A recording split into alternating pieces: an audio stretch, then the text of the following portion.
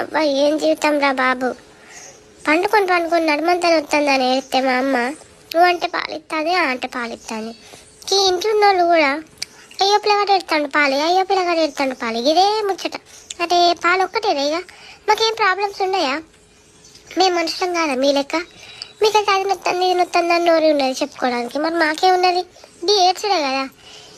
దయచేసి ఏడిసినప్పుడల్లా పాలు ఇవ్వకుర్రమ్మా, ప్లీజ్ అమ్మా. మా ప్రాబ్లం ఏంటో అర్థం చేసుకోర్రి. మమ్మల్ని అట్లా బయటకు తీసుకుపోయి ఎంజాయ్ చేపిర్రి.